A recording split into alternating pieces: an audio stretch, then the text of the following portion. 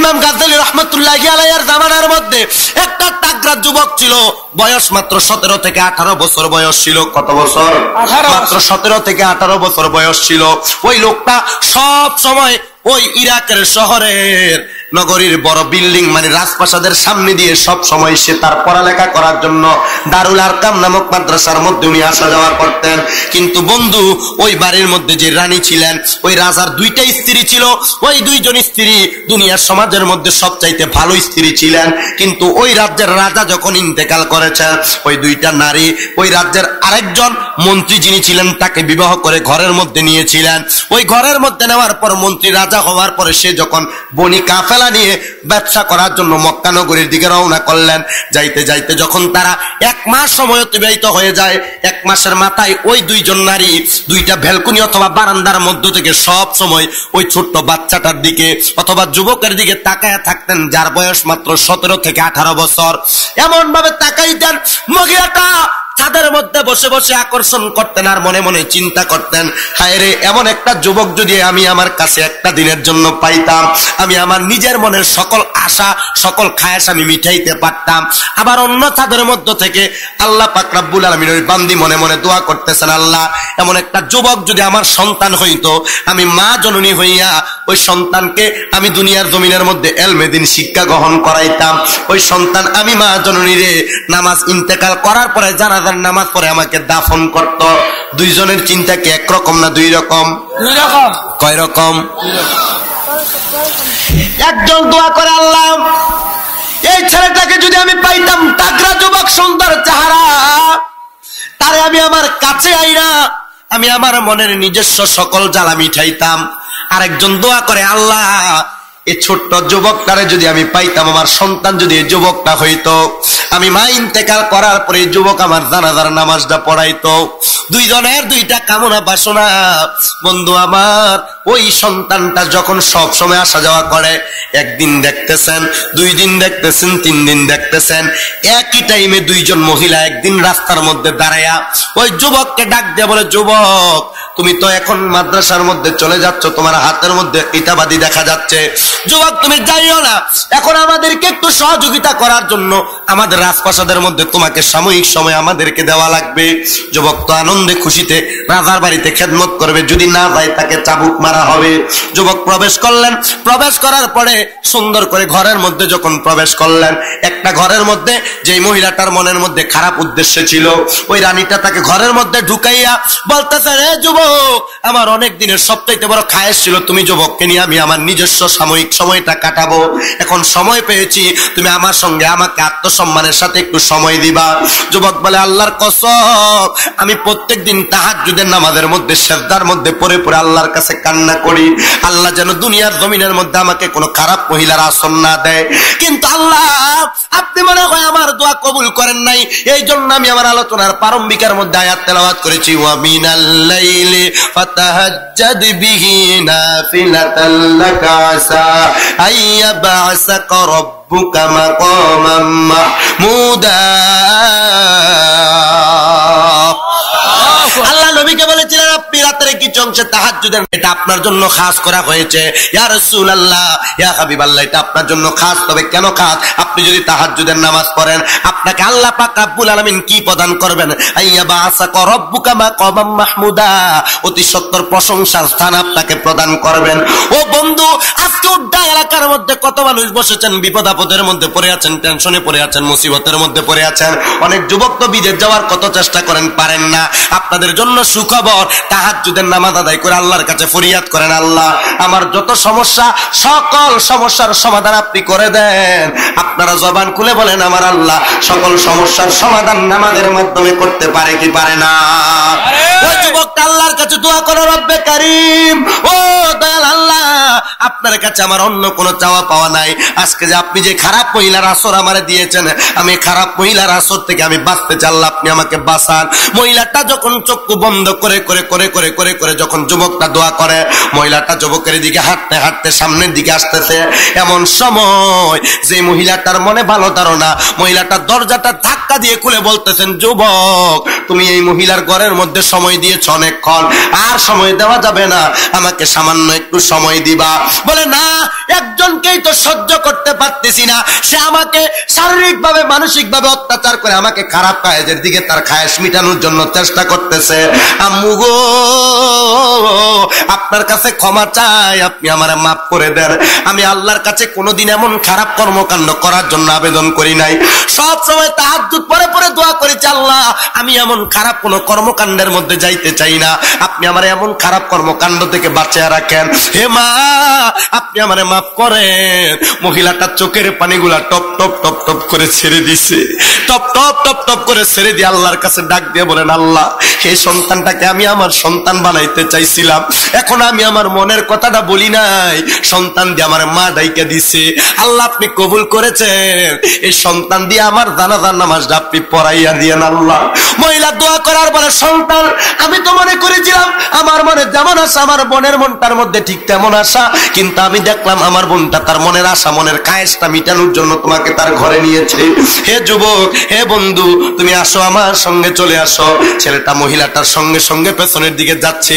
মহিলাটাকে আলাদা ঘরের মধ্যে ডাকে না, রাস্তার মধ্যে দাঁড়ায়া ওই মহিলা যুবকের কাছে আবেদন করে, আমার জীবনে গুনার কোনো অভাব নাই, আমার জীবনে খারাপ কর্মকাণ্ডের কোনো অভাব নাই, তবে আমি যখন থেকে তোমাকে দেখেছি, আল্লাহর কসম আজকে 1 মাস 3 দিন হয়ে যায়, আমি গুনাহ ছেড়ে দিয়েছি।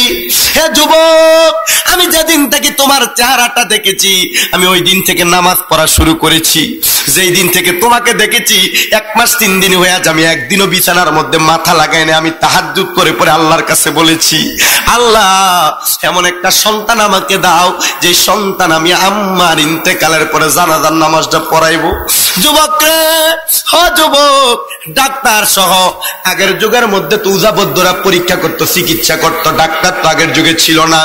ও বন্ধু, ওই মহিলাটা বলেছেন, যুবক রে, ডাক্তার বলেছেন, দাইমা বলেছেন আমার কোনো সন্তান দুনিয়াতে আসবে না, তোমার কাছে একটা আবেদন করি, আমি মা যদি ইন্তেকাল করি, তুমি ওই ঘরে আমি মার 3 বার মা বইলা ডাকছো, তুমি একটাবার ওয়াদা করো, আমি মা না তোমার আপন মা না, তুমি আমার মা বইলা ডাকছো, আমি যখন ইন্তেকাল করব, তুমি আমার ইন্তেকালের পরে আমার জানাজার নামাজটা পড়াইবা। যুবক বলে, মা জানি না পড়াইতে পারবো কিনা, তবে আপনি যেহেতু আমার ইজ্জতটাকে বাঁচাইছেন, ইজ্জতের মালিক তো আল্লাহ, কিন্তু আপনি যখন আমি ঘরের মধ্যে ওই মহিলার খায়েশের পাত্র হইয়া গেছিলাম, গুনার কাজের মধ্যে লিপ্ত না হইলে মহিলা আমাকে আক্রমণাত্মকভাবে আক্রমণ করত, কিন্তু না না না, আপনি মা ঘরে ঢুকার কারণে আমি বাইসা গেছি। আম্মু গো, আপনি দোয়া করেন, আল্লাহ যদি আমার হায়াতে বাঁচায়, আমি আপনার জানাজার নামাজ পড়াবো। মহিলাটার স্বামীটা ওই দিন রাত্রবেলা বনি কাফেলা শেষ করে বাড়ির মধ্যে আসছে। মহিলাটার স্বামীটা রাত্রবেলা করে ঢুকার পরে ডাক দিয়ে বলে, স্বামী আমার বাড়ির আশেপাশে দূরের মধ্যে মহল্লার মধ্যে একটা যুবক বসবাস করে, ওই যুবকটা আমি সন্তান দাবি করে তাকে বলেছি আমার জানাজার নামাজটা পড়ানোর জন্য। ও স্বামী, আমি যদি ইন্তেকাল করি, আমি স্ত্রী হিসাবে আপনার কাছে আর কোনো কিছু চাই নাই, শুধু আপনার কাছে একটা জিনিস চাইছি, এই যুবক ছেলেটা যেন আমার জানাজার নামাজটা পড়ায়। বলে কেন? বলে এই যুবক তাহাজ্জুদ মিস করে না, এই যুবক নামাজ ছাড়ে না, এই যুবক আল্লাহর ইবাদতের মধ্যে বড় মশগুল। ও স্বামী, আমি যদি মারা যাই, আমাকে দিয়ে যুবকটারে দিয়ে জানাজার নামাজ পড়াইয়ান। ও বন্ধু, তাসকিরাতুল আউলিয়া নামক একটা কিতাব ফরিদউদ্দিন আত্মার রহমতুল্লাহি আলাইহি লিখিত, ওই কিতাবের মধ্যে অনেকগুলো আল্লাহর ওলির জীবনী আমি পড়তে গিয়ে পাইলাম। আগের যুগের আল্লাহর ওলিরা নিজেদের কবর নিজেরা খুইরা রাখতো। কুল আলামিন ওই অন্ধকার কবরে যাওয়ার পর ফেরেশতার মাধ্যমে নির্ধারণ করে ডাক দিয়ে বলে, ফাদাখালাল জান্নাতা, বান্দা জান্নাতের মধ্যে প্রবেশ করো। জোরে জোরে পড়েন না সুবহানাল্লাহ। আল্লাহ পাক রব্বুল আলামিন সেই জিকিরগুলো আল্লাহর আমাদের করার তৌফিক দান করেছেন। সবাই জবান খুলে পড়ি আলহামদুলিল্লাহ। আলহামদুলিল্লাহ। আপনারা কেমন জানি আলহামদুলিল্লাহ বলেন, একটু কিফটামি করে করে মনে হয় যে আলহামদুলিল্লাহ বললে কাউরে 10 টাকা দেওয়ার লাগবো। কালেকশন যা হওয়ার হয়ে গেছে, একটু শুনা যায়। রাজি আছেন তো ইনশাআল্লাহ? আলহামদুলিল্লাহ বললে অনেক লাভ। রাসূল সাল্লাল্লাহু আলাইহি সাল্লামের হাদিসে মুবারাকার মধ্যে রাসূল এভাবে বলছেন যে কোন বান্দা, কোন উম্মতে মুহাম্মদী যদি আল্লাহ পাক রব্বুল আলামিনের প্রশংসা করার লক্ষ্যে একবার পড়ে আলহামদুলিল্লাহ, কয়বার? একবার আলহামদুলিল্লাহ পড়লে আসমানের নিচে জমিনের উপরে যতটুকু ফাঁকা জায়গা আছে আল্লাহ ভরপুর করে দেয়। সুবহানাল্লাহ। আপনারা তো আস্তে আলহামদুলিল্লাহ সুবহানাল্লাহ কইলেন। আসমানের নিচে জমিনের উপরে যতটুকু খালি জায়গা আছে একবার আলহামদুলিল্লাহ বললে ভরপুর করে দেয়। আমি যদি একবার নয় দুইবার নয় আসরের নামাজের পর 33 বার আলহামদুলিল্লাহ আমল করেন না? 33 বার সুবহানাল্লাহর আমল করেন না? 33 বার আল্লাহু আকবার আমল করেন না? অনেক নামাজ যেটি নামাজ পড়েন এটিও কইছি, নামাজের দরকার আছে না বাবা? আল্লাহ পাক রব্বুল আলামিন কোরআনুল কারীমের মধ্যে বলছেন কদ আফলাহাল মুমিনুনা আল্লাযীনা হুম ফি সালাতিহিম খাশিউন। অবশ্যই সফলকাম ওই ব্যক্তিরা কারা? আল্লাযীনা হুম ফি সালাতিহিম খাশিউন, যারা নামাজের প্রতি মনোযোগী হয়েছে। মারহাবা বলেন। মারহাবা। আসরের নামাজের পর সুবহানাল্লাহ আলহামদুলিল্লাহ ওয়া লা ইলাহা ইল্লাল্লাহু আল্লাহু আকবার এই জিকিরগুলো যারা 33 বার করে 99 বার মিল করে, রাসূল সাল্লাল্লাহু আলাইহি ওয়াসাল্লাম বলছেন এগুলা 99 বার পড়ার পর যখন সর্বশেষ সে পড়ে লা ইলাহা ইল্লাল্লাহু ওয়াহদাহু লা শারীকা লাহু লাহুল মুলকু ওয়া লাহুল হামদু ইউহয়ী ওয়া ইউমীতু ওয়া হুয়া আলা কুল্লি শাইইন কাদির, এই 100 বার মিল যেই ব্যক্তি করবে আল্লাহ পাক রব্বুল আলামিনের ওই বান্দার যদি আমলনামায় সমুদ্রের ফেনার পরিমাণ গুনাহও থাকে আল্লাহ মাফ করে দিবে।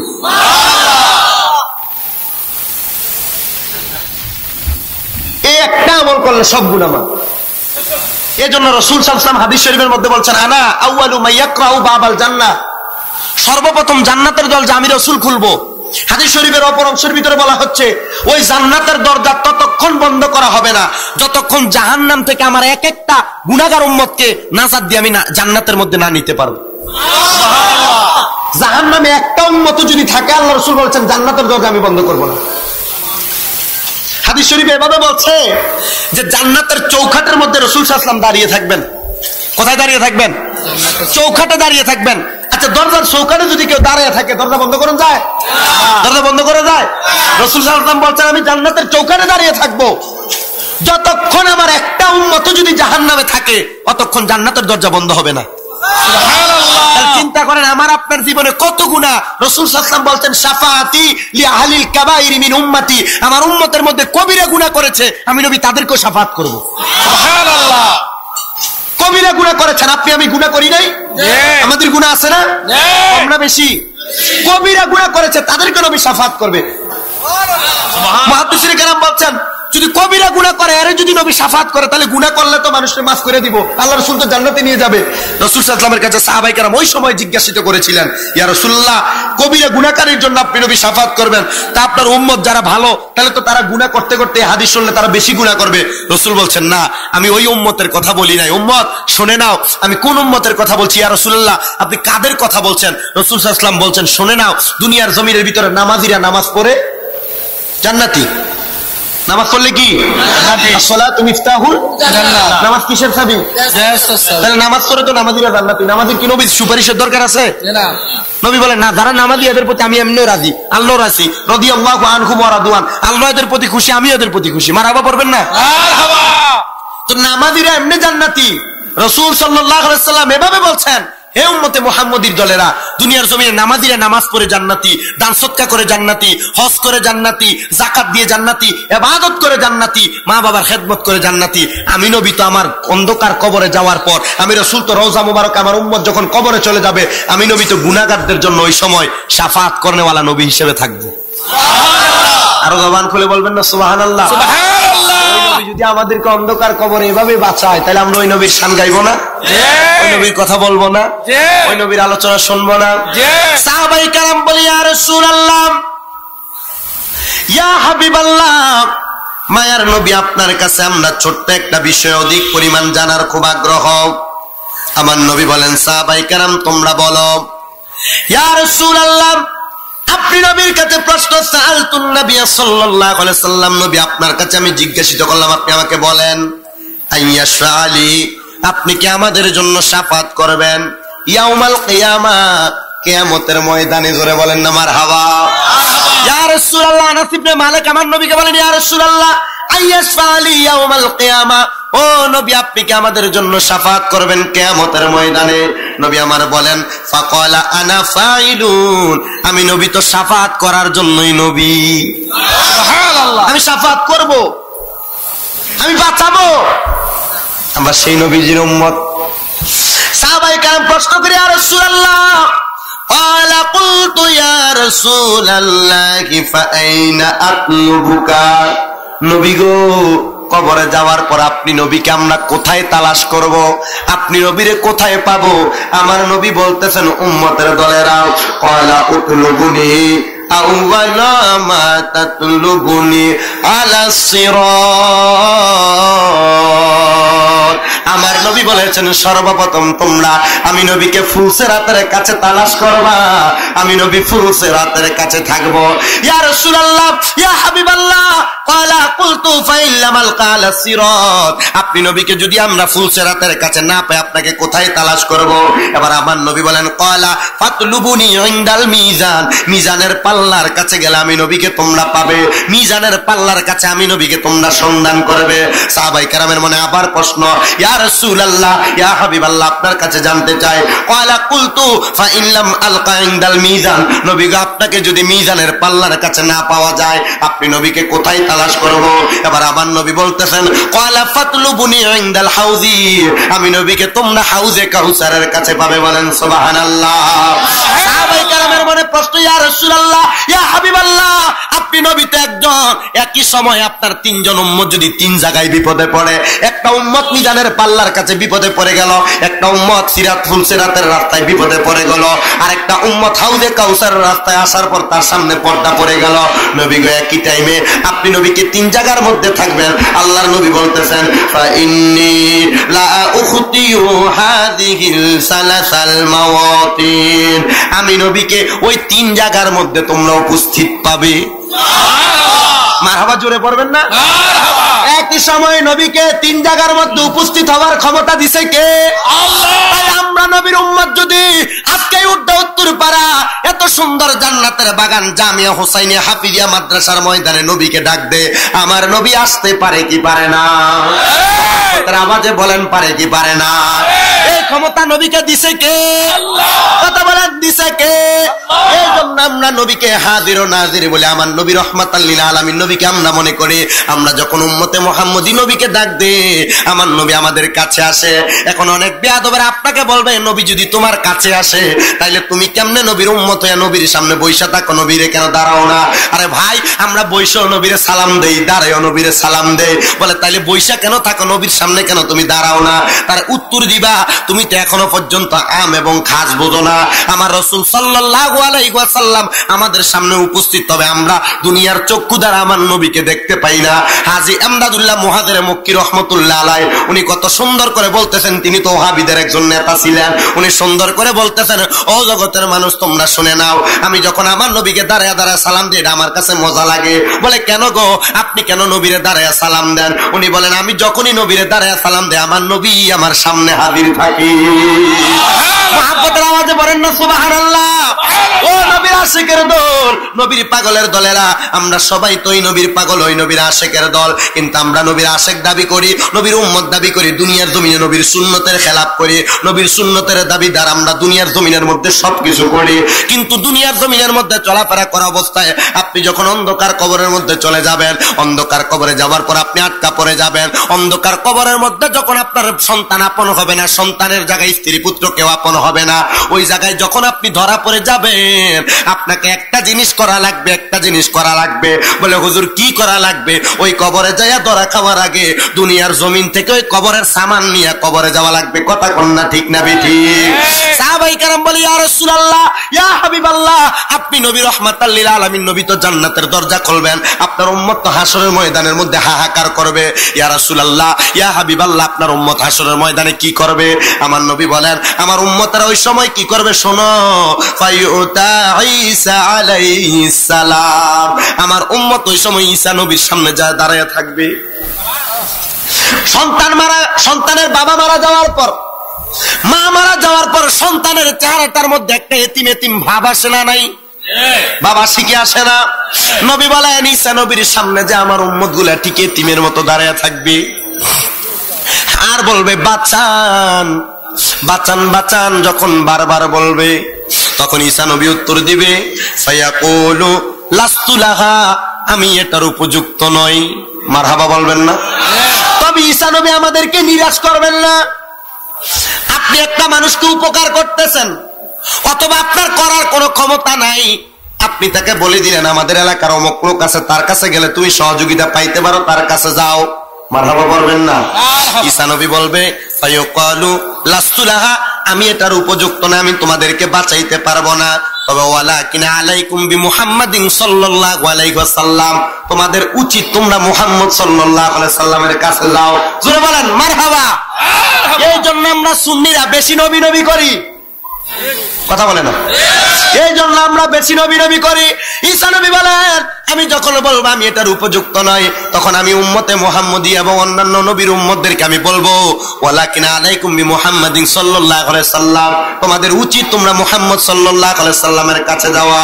অতঃপর ফায়ুতিয়া ফাআকুলু আনা লাহা আমতালিকু ফাআস্তাজিনু আলা রাব্বি, আমার নবী বলতেছেন যখন তারা আমি নবীর নিকট আসবে তখন আমি নবী তাদেরকে বলবো ও দুনিয়ার মানুষ, আনা লাহা আমতালিকু ফাআস্তাজিনু আলা রাব্বি, আমি বলবো এটার উপযুক্ত আমি, অতঃপর আমি আমার আল্লাহর কাছে এটার জন্য আবেদন করব। অতঃপর ফায়ুজানু লি, আমি নবী যখন প্রশংসা করা শুরু করব, আমি নবী যখন আল্লাহর কাছে এগুলা দরখাস্ত করব, দরখাস্ত করার পর ফাআকুমু, আমি দাঁড়িয়ে যাব, বাইনা ইয়াদাইহি ফাআহমিদুহু, অতঃপর আমি হাতগুলা তুইলা আল্লাহর প্রশংসা করা শুরু করব। বিমাহামিদা, এমন প্রশংসা করব যেটা প্রশংসার চাইতে বেশি প্রশংসা। শুধু তাই নয়, লা আকদিরু, যে প্রশংসাটা আমি নবীর দুনিয়ার জমিনের মধ্যে জানা নাই, তবে এই প্রশংসা আমি নবীকে আল্লাহ জানাইছে। হ্যাঁ, আলাইহিল আনা ইউলহিমুনিহিল্লাহু তাআলা, অতঃপর আমার আল্লাহ যখন আমি নবীকে জানাইবে আমি নবী প্রশংসা করব। নবী আমার বলছেন সুম্মা আখিরুন লাহু সাজিদা, অতঃপর আমি নবী সিজদার মধ্যে পড়ে যাব। আমি নবী সিজদার মধ্যে পড়ে পড়ে শুধু আমার গুনাহগার উম্মতের জন্য কান্দ। বলেন সুবহানাল্লাহ। সবাই মুহাব্বতের আওয়াজে জোরে জোরে পড়েন ওরে নবী আমার উম্মতের দিওয়ানা, তোমরা জানো না নবী আমার উম্মতের দিওয়ানা, নবী আমার উম্মতের দিওয়ানা, তোমরা জানো না নবী আমার উম্মতের দিওয়ানা। ওরে যাহার জন্য পাগল আমি,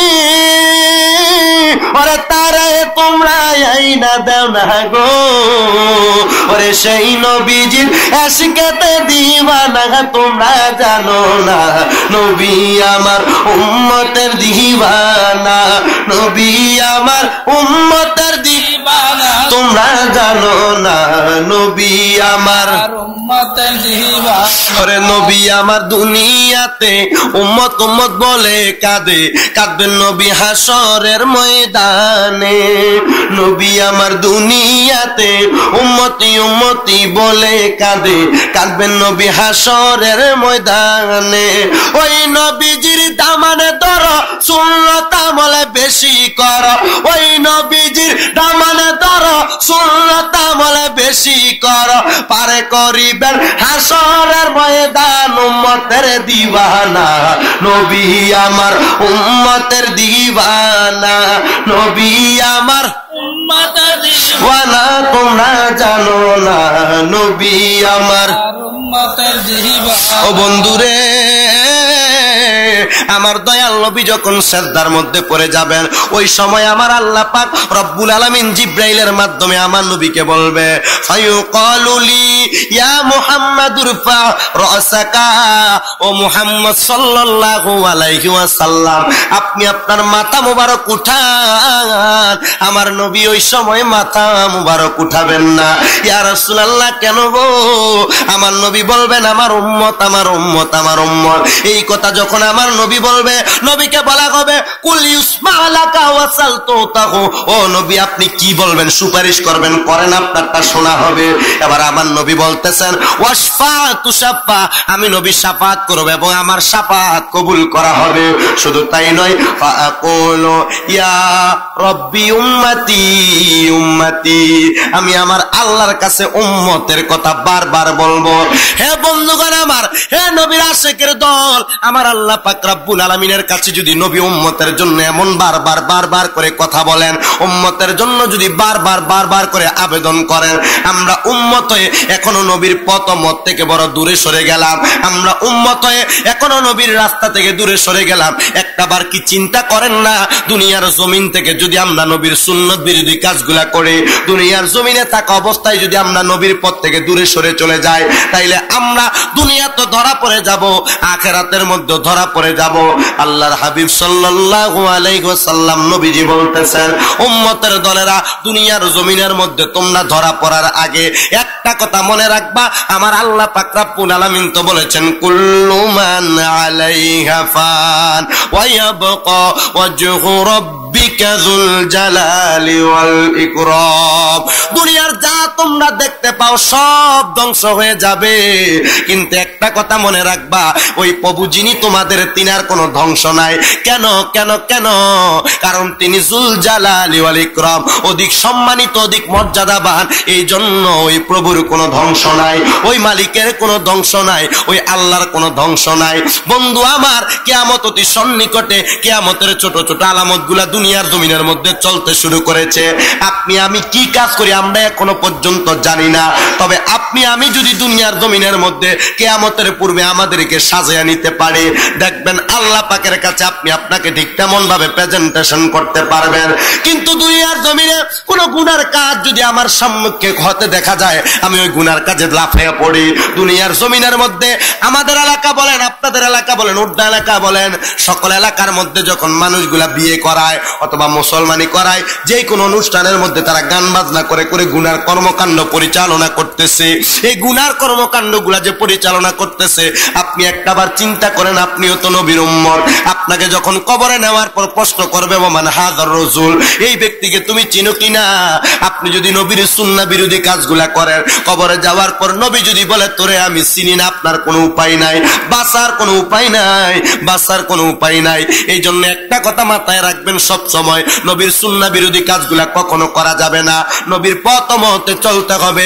আল্লাহর হাবিব সাল্লাল্লাহু আলাইহি সাল্লাম বলতেছেন, দুনিয়ার মানুষ তোমরা শুনে নাও, কিয়ামতের পূর্বে এমন একটা অবস্থা হবে, দুনিয়ার মানুষগুলা কি করবে জানো?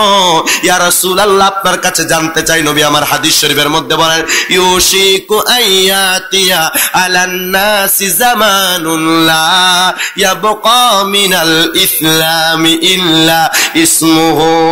কিয়ামতের আগে এমন একটা অবস্থা হবে, ইসলামের নাম মাত্র থাকবে, কাজে কর্মে সে যে মুসলমান এগুলা বোঝা যাবে না।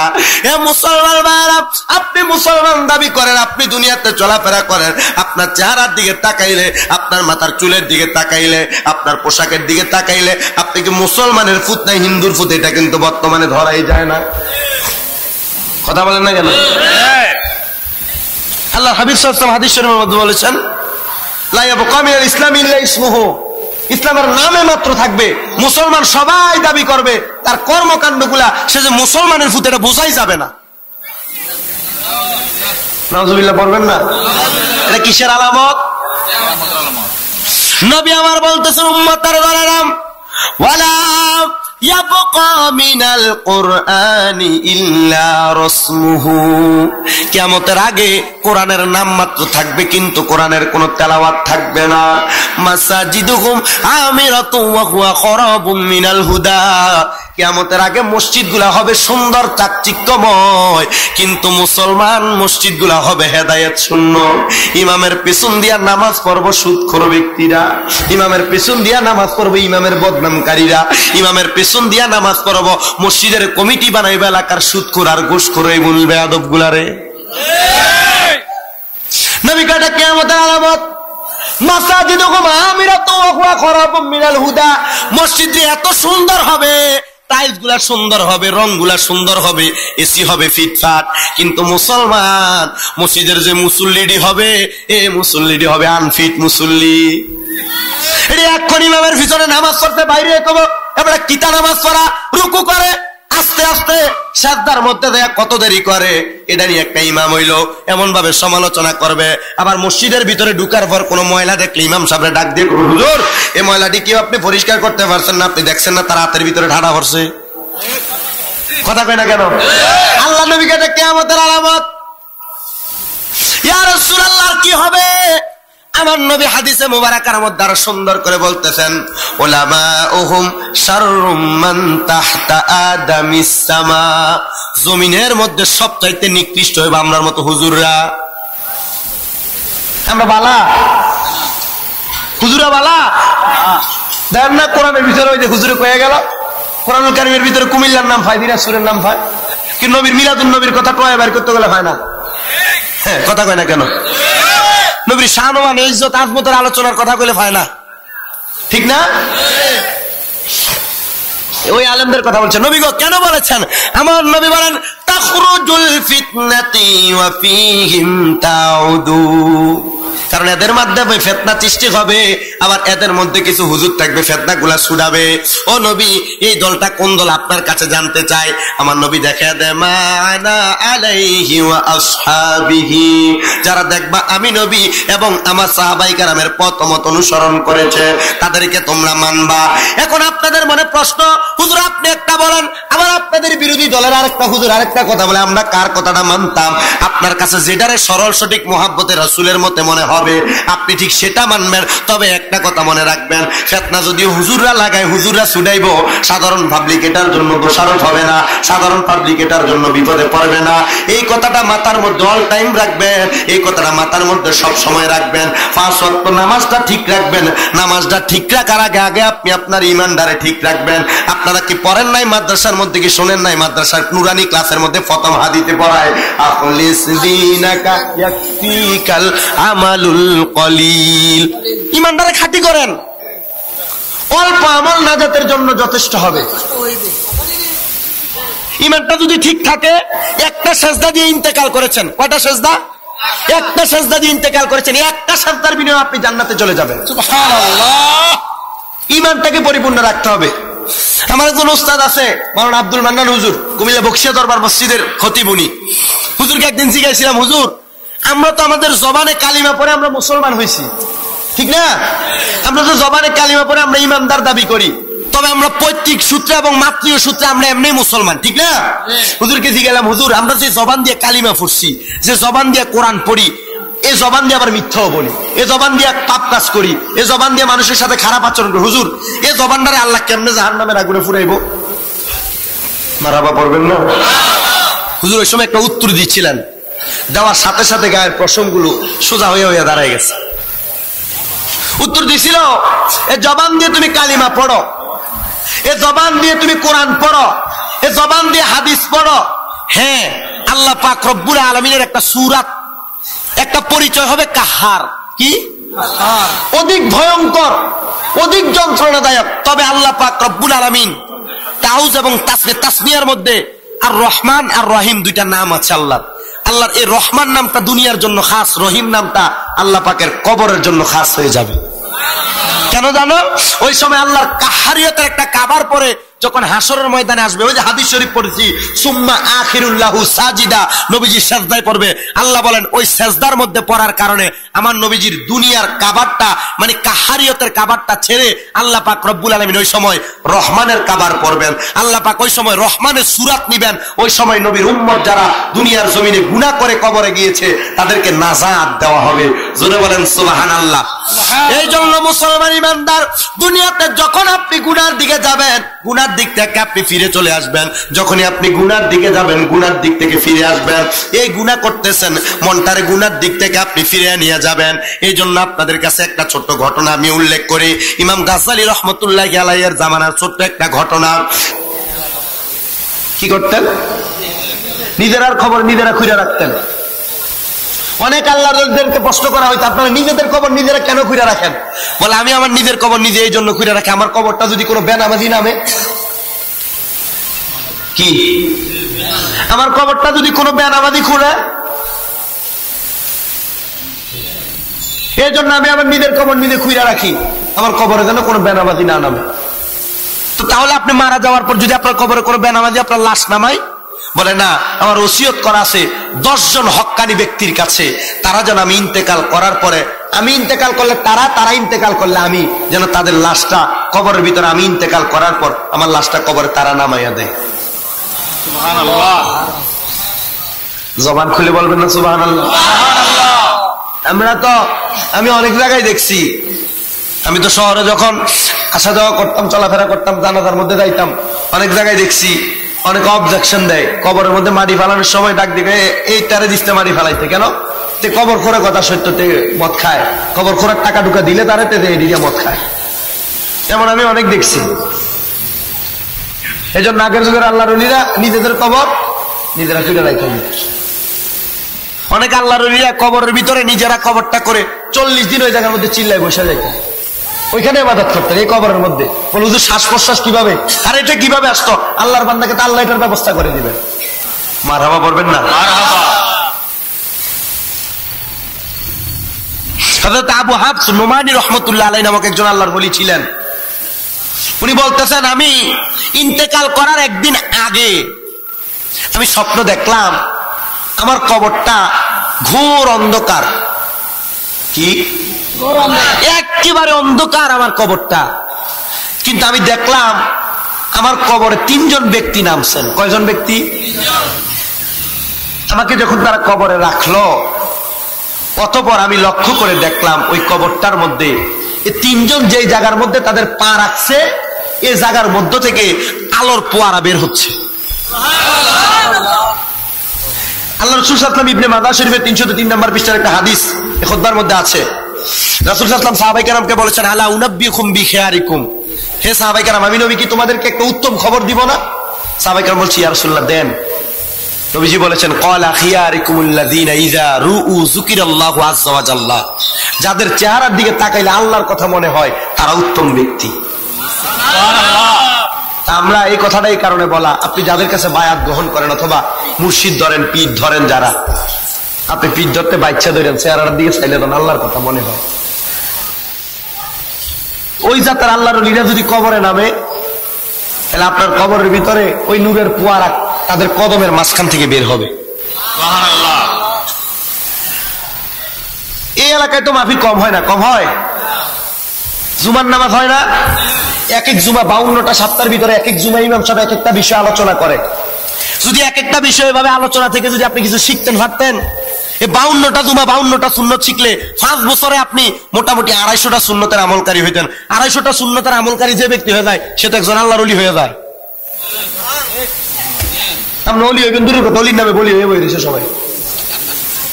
কথা বোঝে না, ঠিক না? কারণ আমি বলি, আমি নিজে আমল করি না। আপনি শোনেন, শোনার পর এটা এখান দিয়ে ঢুকানো, এখান দিয়ে বাহির করেন, শেষ। হযরত আবু হাফস নোমানী রহমতুল্লাহ আলাইহি উনি বলছেন যে আমি ইন্তেকাল করার একদিন আগে দেখতে পাইলাম আমার কবরে অন্ধকার, কিন্তু আমার লাশটা যখন নামানো হইলো 3 জন নামাজি ব্যক্তি আমার কবরে নামছে। ওই 3 জন যেই যেই জায়গায় ফাড়া দিছে ওই পাগুলার মাঝখান থেকে আলোর ফোয়ারা বের হচ্ছে। কিসের আলোর ফোয়ারা? জানতে বড় ইচ্ছা হয়েছে। আল্লাহ পাক রব্বুল আলামিন বলেছেন, যারা দুনিয়ার জমিনের ভিতরে আল্লাহ এবং তার রাসূলের হয়ে যায়, মাল্লাহুল মাওলা ফালাহুল কুল, সারা দুনিয়া তার হয়ে যায়। এখন এই ব্যক্তিগুলা কবরে নামার কারণে আল্লাহ পাক তাদের শরীরের স্পর্শের কারণে এই কবরটাকে নূরের নুরানি কবর বানিয়ে দিয়েছেন। সুবহানাল্লাহ। আর জোরে বলবেন না সুবহানাল্লাহ? সুবহানাল্লাহ। মহিলাটার কোনো সন্তান নাই, স্বামীর কাছে ডাক দিয়ে বলে, স্বামী আমি ইন্তেকাল করার পরে এই ছেলেটা আমার জানাজার নামাজ পড়াবে। কারণ ছেলেটা নামাজি, ছেলেটা তাহাজ্জুদ গুজারি, ছেলেটা ইবাদতকারী এবং গুনার কাজ তার পছন্দ হয় না। এবার স্বামীর কাছে এই কথা বলে, কারণ তিনি ছোট স্ত্রী, বড় স্ত্রীর সর্বপ্রথম হক স্বামী তার কাছে একদিন থাকবে, তারপরে ছোট স্ত্রীর কাছে থাকবে, আবার পরবর্তী পিরিয়ড আসলে প্রথম ছোট স্ত্রীর কাছে থাকবে, পরবর্তীতে বড় স্ত্রীর কাছে থাকবে। ও বন্ধু, ও নবীর আশিকের দল, ওই মহিলা ওই যুবককে দেখার পর থেকে মহিলার মনে কোনো খারাপ ধারণা নাই, এক রাত্র ঘুমায় না। স্বামী যখন বড় স্ত্রীর কাছে গিয়েছেন, বড় স্ত্রীর কাছে যাওয়ার পরে ওই স্বামীটা ওই ঘরের মধ্যে অনেকটা সময় যখন কাটাইলেন, রাত্রবেলা ওই মহিলা তো ঘুমায় না, যুবকটাকে দেখার পরে মহিলাটা তো তাহাজ্জুদ পড়ে। কি পড়ে? ও বন্ধু, কি নামাজ পড়ে? তাহাজ্জুদ। আমরা 5 ওয়াক্ত নামাজের তো খবর নাই, তাহাজ্জুদ দেব কই থেকে? যে সময় ফজরের আযান দিয়ে ফলাবেন কালা মোবাইল টিপা ঘুমাইতে যায় সময়, ঠিক না? ফলাবেন মোবাইল টিপা ঘুমাইতে যায় ওই সময়। মহিলাটা তাহাজ্জুদের নামাজ আদায় করে, ওই রাত্র মহিলা ঘুমায় না, বলে আমার স্বামী তো বড় স্ত্রীর কাছে, আমি ছোট, আমার কাছে আমার স্বামী আসে নাই, আমি আজকে রাত্রটা ইবাদত করব। মহিলা নিয়ত করেছেন আমি তাহাজ্জুদের নামাজ পড়ব, 2 রাকাত 2 রাকাত 2 রাকাত 2 রাকাত 2 রাকাত 2 রাকাত করে করে 4 রাকাত মিলায় 4 রাকাত মিলায় 12 রাকাত তাহাজ্জুদ পড়বে। কিন্তু 12 রাকাত তাহাজ্জুদ পড়ে মহিলাটা সর্বশেষ আল্লাহর দরবারে একটা সিজদা দিয়েছে, যে সিজদার নাম সিজদাতুশ শুকর, শুকরিয়ার একটা সিজদা আদায় করে আল্লাহর কাছে ডাক দিয়ে বলে, হে রব্বে করিম পরওয়ারদিগারে আলম, ওই ছেলেটাকে দিয়ে আমার জানাজা পড়াইবা, ওই ছেলেটা যেন আমার জানাজার নামাজ পড়ায়। রব্বে করিম তোমার কাছে আর কোনো কিছু চাই না। মহিলাটা 1 বার 2 বার 3 বার 4 বার করে করে যখন আল্লাহর কাছে ফরিয়াদ করে, ফরিয়াদটা করতে দেরি গো, এত ফরিয়াদ করার পরে আল্লাহ পাকের বন্ধু দুনিয়ার জমিনের মধ্যে চলাফেরা করা অবস্থায় ওই মহিলাটা এত সুন্দর করে আল্লাহর কাছে ফরিয়াদ করেছে। হঠাৎ করে গভীর রজনীতে একটা আওয়াজ শোনা গেছে, আল্লাহ। মহিলার স্বামী মনে করেছেন কে জানি আল্লাহ বলে ডাক দেয়। স্বামী তো জানতেন না, ব্যবসায় যাওয়ার আগেও জানতেন মহিলাটা ভালো কোনো কাজ করে না, নামাজও পড়ে না। মহিলার স্বামীটা ফজরের নামাজের পরে ওই স্ত্রীর ঘর থেকে বের হয়ে সকালবেলা শান্তিতে ঘুমানোর জন্য সকালবেলা থেকে নিজের ছোট স্ত্রীর ঘরে আসছে। লক্ষ্য করে দেখে ছোট স্ত্রীটা নামাজের মুসল্লার ভিতরে সেজদার মধ্যে পড়ে আছে। স্বামীটা ডাক দেয়, স্ত্রী গো, সকাল তো হয়েছে, তুমি কি উঠবা না? নামাজের সেজদাইতে এখনো পড়ে আছো। 1 বার 2 বার ডাক দেয়, মহিলাটা কোনো আওয়াজ দেয় না। 1 বার 2 বার ডাক দেয়, মহিলাটা কোনো আওয়াজ দেয় না। কিরে তুমি তো কোনোদিন নামাজ পড়ো নাই, আজকে দি দেখি তুমি নামাজ পড়তাছো। কোনো আওয়াজ যখন আসে না, ওই মহিলাটা সেজদারত অবস্থায় স্বামী ঘুমায়া গেছে। ঘুম থেকে জোহর হয়ে গেছে, সেজদা থেকে মহিলাটা মাথা উঠায় না। জোহরের সময় স্বামীটা মহিলাটার কাছে যাইয়া আবার ডাক দেয়, স্ত্রী ওঠো না কেন? ডান হাত দিয়া ধরতে দেরি, মহিলাটা ডান দিকে কাত হইয়া নিচের দিকে পড়ে গেছে। স্বামী কি, স্ত্রী গো, এখনো বুঝি আমার সঙ্গে তুমি গতকালকে রাত্র তোমার সাথে ছিলাম না এমন আলামত করতেছো? কোনো আওয়াজ নাই। মহিলার স্বামীটা মুখের কাছে নাকের কাছে হাত দিয়া দেখে কোনো কথা বলে না। স্বামীটা একটা চিল্লানি মারছে, রব্বুল আলামিন, আল্লাহ, এটা কেমন স্ত্রী? গতকালকে রাত্রে বুঝি একটা আল্লাহ বলে শব্দ শুনেছি, আল্লাহ, ও আল্লাহ। এই শব্দটা শোনার পর থেকে আমার স্ত্রীর একটা আওয়াজ আমি শুনতে পাই নাই। ওই স্ত্রী কোন সময় ঘুমায়া গেলা, আমার একা করে বুঝি তুমি দুনিয়ার জমিন থেকে চলে গেলা। মহিলার স্বামীটা ওই টাকরা যুবকটাকে কত গুজাগুজি করছে, খুঁজতে খুঁজতে খুঁজতে খুঁজতে রে, কারণ মহিলার স্বামী তো ওই যুবককে কোনোদিন দেখে নাই। শুধু স্ত্রী ওসিয়ত করেছে এমন একটা যুবক যে তাহাজ্জুদ নামাজ মিস করে না, এমন একটা যুবক যে নামাজ ছাড়ে না, সুন্দর সুদর্শন চেহারা। বন্ধুরে, মহিলার স্বামীটা রাজপথ কাজ করে কাজগুলা শেষ করে আসার সময়, বনি কাফেলা নিয়ে বাড়িতে আসার সময়, মহিলার স্বামীটা যখন ব্যবসার কাজ শেষ করে রাজপ্রাসাদের দিকে ঢুকবে, এমন সময় মহিলার স্বামীর রাস্তার মধ্যে রাজা মানুষ রাস্তার সামনে দিয়া ওই যুবক ছেলেটা মাদ্রাসার মধ্য থেকে হঠাৎ করে বাইর হয়েছে। বাদশার সামনে পড়ার কারণে বাদশা তার ঘরের মধ্যে না তার রাজপ্রাসাদের জেলখানার মধ্যে বন্দি করে রাখছে। কিন্তু ওই যুবকের কোনো সন্ধান পায় না। যখন কোনো সন্ধান পায় না, ওই আল্লাহ পাকের বান্দা রাজাটা স্ত্রীটার জানাজার নামাজ নিজে নিজে পড়াইছে। ইন্তেকাল করার পরে তার লাশটা কবরের মধ্যে নামাইছে। কবরে নামাইয়া গভীর রজনীতে যখন রাজাটা ঘুমাইছে, ঘুমের ঘরে স্বপ্ন দেখে তার ছোট স্ত্রী ঘুমের ঘরে স্বপ্নে আইসা ডাক দিয়ে বলে, স্বামী, শেষ বেলায় দুনিয়াতে তোমার কাছে কোনো কিছু আমি চাই নাই, শুধু একটা জিনিস চাইছি, একটা জিনিস তোমার কাছে চাইছি। আমি যখন দুনিয়ার জমিন থেকে চলে যাব, ওই সুদর্শন যুবক দিয়ে তুমি আমার জানাজা পড়াইবা। তুমি বুঝি তারে দিয়া জানাজা না পড়াইয়া তোমার রাজপ্রাসাদের মধ্যে তুমি তারে বন্দি করে রাখছো।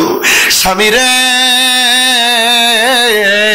আমার জানাজার নামাজ তুমি পড়াইছো কথা সত্য, আমি স্ত্রীর আত্মাটা এখনো শান্তি পায় নাই। স্বামী বলে, স্ত্রী, তুমি কোন ছেলের কথা আমার কাছে বলতেছো, যেই ছেলেকে আমি ঘরের মধ্যে বন্দি করে রেখেছি? রাজাটা ঘুম থেকে উইটা সাথে সাথে ওই জেলখানার মধ্যে যা বলে, যুবক, তুমি বুঝি ওই যুবক যেই যুবকের কথা আমার স্ত্রী বলেছে জানাজা পড়াইতে? যুবক চোখের পানি পালে, আল্লাহ আমার আমলের খবর কেউ জানে না, আমার তাহাজ্জুদের খবর কেউ জানে না, তুমি বুঝি ওই বান্দিরে দিয়ে আমার আমলের খবর মানুষের মাঝে জানাইয়া দিছ। রাব্বুল আলামিন, আমি জন্মগ্রহণ করার পরে আমি আমার মায়ের মুখটা দেখি নাই, আমার আব্বাজান দুনিয়ার জমিনের মধ্যে আমি জন্মগ্রহণ করার পরে আমার জন্মগ্রহণের 3 মাস পরে আব্বা ইন্তেকাল করেছে। রব্বে কারীম, ও আল্লাহ, মহিলাটারে মা জানছিলাম, মরার খবর পাই নাই, জানা যায় আমি পড়াইতে পারি নাই। আল্লাহ গো, আমি তো এই জায়গার মধ্যে জেলখানায় বন্দি, এই লোকটা আমাকে নিয়ে যাচ্ছে কোথায় আমি জানি না। ওই রাজাটা ওই মহিলার লাশটা কবর থেকে উঠাইয়া ওই গভীর রজনীতে ওই সন্তানকে দিয়া নীরবে নীরবে জানাজা পড়াইয়া দিছে। জানাজা পরে বাদশা ওই রাত্রে ঘুমায় না, ওই দিন থেকে একটানা 3 রাত্র ঘুমায় না। বাদশাটা 1 দিন 2 দিন 3 দিন আল্লাহর কাছে তাহাজ্জুদ গুজার করে। শুধু তাহাজ্জুদের নামাজের গুরুত্বটা আপনাদেরকে বোঝানোর জন্য আলোচনাটা করতেছি। 1 রাত 2 বার 3 বার 3 রাত পর্যন্ত একটানা তাহাজ্জুদ গুজার করে। বাদশাটা তাহাজ্জুদের মধ্যে নামাজ পড়ে পড়ে আল্লাহর কাছে কান্দে, রব্বুল আলামিন আমার স্ত্রীকে এতবার দেখাইছেন ওই রাত্রবেলা, আজকে দিয়ে একবারও দেখান না, আজকে 3 দিন হয়ে যায়। এমন ভাবে কান্না করতে করতে নামাজের মুসল্লার ভিতরে যখন বাদশা ঘুমাইছে, ঘুমানোর পরে ওই বাদশাটা হঠাৎ করে তার কলিজার টুকরা স্ত্রীটাকে যখন স্বপ্নের মধ্যে দেখতে পাইলেন, জিজ্ঞাসা করে, স্ত্রী রে, স্বামী হিসেবে তোমার কোনো হক আমি আদায় করতে পারি নাই, আমি নিজে জানাজা পড়াইছি, জানাজা পড়ানোর পরে তোমাকে দুনিয়ার জমিনের মধ্যে কবর দিছি, তুমি বলছো যুবকটা তোমার জানাজা পড়াবে, গভীর রজনীতে তারে দিয়ে তোমার জানাজার নামাজ পড়াইছি, স্ত্রী তুমি কি জান্নাতবাসী হইছ? তুমি কি আমার কাছে এই কথাটা বলতে পারোনি? মহিলা ডাক দিয়ে কয়, স্বামী, ছেলেটা জানাজার নামাজ পড়াইয়া যখন আপনি আমারে কবরে নামাইয়া দিছেন গো, অন্ধকার কবরে রাখার পর থেকে এখনো পর্যন্ত আমি জান্নাতের আভাস পাচ্ছি, জান্নাতের সুঘ্রাণ পাচ্ছি, একটা মাত্র কারণ, ছেলেটা তাহাজ্জুদ গুজারি ছিল গো স্বামী। ও বন্ধুরে, ও মুরব্বী বাবারা, যুবক নজওয়ান বন্ধুরা, আজকের মাহফিলে কত সন্তান বসে গেছেন, আপনাদের কার জানি আব্বা নাই, কত সন্তান বসে গেছেন কার জানি জগতের ভিতরে মা নাই। আপনার কি একটা বার মার জন্য বাবার জন্য মায়া লাগে না? একটা বার কি মা বাবার জন্য কলিজার মধ্যে দরদ লাগে না? মাটা কবরে কেমন আছে, মা বাপ তো তোমার কাছে একটা টাকাও চায় না, শুধু দুনিয়ার জমিনে মা বাপ কবর থেকে শুধু সন্তানের কাছে দোয়া চায়। আল্লাহর হাবিব সাল্লাল্লাহু আলাইহি ওয়াসাল্লাম হাদিস শরীফের মধ্যে অত্যন্ত সুন্দরভাবে বলেন, আন আবি উসাইদিন রাদিয়াল্লাহু তাআলা আনহু ক্বালা বাইনা নাহনু ইনদা রাসূলিল্লাহি সাল্লাল্লাহু আলাইহি ওয়াসাল্লাম, আল্লাহ রাসূলের কাছে একবার এক ব্যক্তি এসে বনু সালমা গোত্রের নবীর কাছে জিজ্ঞাসা করি, ইয়া রাসূলুল্লাহ, নবী গো, আপনার কাছে জানতে চাই, হাল বাকিয়া মিন বিররিয়া বইয়া শাইউন আবার রহুমা বিহি বাদা মাউতিহিমা, আমাদের আম্মা আব্বা ইন্তেকাল করার পরে আমরা সন্তানের মা বাবার প্রতি কোনো দায়িত্ব আছে কিনা আপনি নবী বলেন। আমার নবী বলেন, ক্বালা নাম, হ্যাঁ অবশ্যই দায়িত্ব আছে। আমার নবী বলেন, আসসালাতু আলাইহিমা, তোমরা মা বাপ মারা যাওয়ার পরে বেশি বেশি করে দোয়া করো, ওয়াল ইস্তিগফারু লাহুমা, আম্মা আব্বার জন্য ক্ষমা প্রার্থনা করো, ওয়া ইনফাযু আহাদিহিমা, আম্মা আব্বা কোনো ঋণ লাগায় গেলে, কারোর কাছে কোনো ওয়াদা করে গেলে ওয়াদাগুলা পূরণ করো, ওয়াসিলাতুর রাহমিল্লাতি লা তুসালু ইল্লা বিহিমা, তোমার আম্মা আব্বা ইন্তেকাল করার পরে মার বংশধরের লগে তুমি কোনোদিন আত্মীয়তার সম্পর্ক ভঙ্গ করো না, তাদের লগে সম্পর্ক ঠিক রাখো, ওয়াসিলাতুর রাহমিল্লাতি লা তুসালু ইল্লা বিহিমা, আব্বা মারা যাওয়ার পরে চাচা জাদা খালা ফুফুর লগে তোমরা সম্পর্ক ছেদ করে না, সম্পর্ক বজায় রাখো, এদের সাথে ভালো ব্যবহার করো, এদের সঙ্গে সুআচরণ করে, এদের সঙ্গে একটু আদান প্রদান করো, খাবার দাবার একটু দিও। বলে কেন দিতাম? বলে এগুলা করলে তোমার আব্বা আম্মার রুহ ঠান্ডা হবে, শান্তি হবে। নবী গো, আর কি করা লাগবে আপনার কাছে জানতে চাই। আমার নবী বলতেছেন, ওয়া ইকরামুস সাদিকিহিমা, তোমার আম্মা আব্বা ইন্তেকাল করার পর আব্বার বয়সী আম্মার বয়সী মুরব্বী যারা, তারারে সম্মান দিবা। আমরা সমাজের ফলাফাইন আব্বার বয়সী মুরব্বীরে দোয়ারে দেখলে সিগারেটটা তার সামনে ধরে হুঁডা একটু আর বেশি করে দেয়। আল্লাহ নবী তো আম্মা আব্বা ইন্তেকাল করার পরে 5টা দায়িত্ব তোমরা পালন করবা, বেশি করে দোয়া করবা, গুনাহ ক্ষমা চাইবা। ও বন্ধু, আপনার আমার মা বাবা অনেকের অন্ধকার কবরে, অন্ধকার কবরে যাদের মা, অন্ধকার কবরে যাদের বাবা, আজকের জান্নাতের বাগানে যারা বসছেন, যাদের মা বাবা বেঁচে আছে, মাহফিল শেষ করে বাড়িতে যাইয়া আম্মা আব্বার কদম গুলার আন্দা করে ধরবা, তোরা ডাক দিয়ে কইবা, মা ও আব্বা, আপনার লগে জীবনে বড় অন্যায় করছি, আম্মা গো, আপনার লগে জীবনে বড় গুনার কাম করে ফালাইছি, আপনার মনে কত কষ্ট দিছি, আব্বা আপনি আমারে মাফ করে দেন, আম্মা আপনি আমারে মাফ করে দেন। যতক্ষণ না পর্যন্ত আব্বা আম্মা বলছে মুখ দিয়া তোরে মাফ করছি, ততক্ষণ মা বাপের ফাও ছাইরেন না।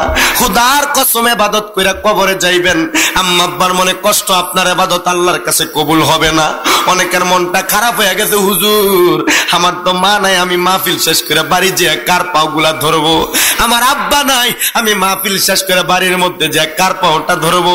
হে বন্ধু, হে বন্ধু, হে বন্ধু, নবীর হাদিস শরীফের মধ্যে পাইলাম, আমার নবী বলেছেন কোন সন্তান যদি তার মার জন্য, তার বাবার জন্য চোখের মণিকোঠার মধ্যে একটা মাছির মাথা পরিমাণ পানি ছেড়ে কান্না করে, ওই পানিটা মাটিতে পড়ার আগে আমার আল্লাহ তার মা বাবার জীবনের গুনাহ মাফ করে দেয়। আজকে যারা যারা জান্নাতের বাগানে বসেছেন, আপনার মা যদি বেঁচে থাকতো, আপনার মার পেছনে কি আপনার প্রতি মাসে 1,000 টাকা খরচ হইতো না?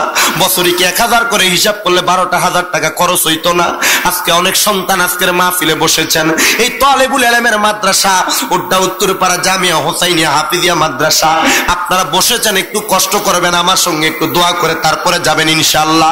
আজকের মাহফিল অন্য কেউ চাই না, 10টা মানুষ শুধু চাইবো, হুজুর আমার মা নাই, মার কবরে জান্নাতের খাবারের জন্য, আমার বাবা নাই, বাবার কবরে নাজাতের ফয়সালার জন্য। আমি আজকের মাহফিলের মধ্যে 1,000 টাকা আগামী বছর দান করবো, একজন নামটা লেখাইবেন। এমন 10টা লোকের থেকে আমি 1,000 টাকা করে 10 জন লোক থেকে নিব, তারপরে আমার বয়ান শেষ। একজন আছেন নাকি শেষ করার আগে একটু জিকির করবো? রাজি আছেন তো ইনশাআল্লাহ? একজন সর্বপ্রথম, আপনার নাম কি? মোতাহের হোসেন। আল্লাহ কবুল করো, মঞ্জুর করো। হ্যাঁ, আল্লাহ কবুল করো, মঞ্জুর করো। জনাব মোহাম্মদ মোতাহের হোসেন সাহেব উনি দান করলেন, আল্লাহ তোমার নবীর ঘর মাদ্রাসার মধ্যে উনি জমা করলেন, 1000 টাকা করলেন জমা। তার বংশের কবর আযাব তুমি করে দিও।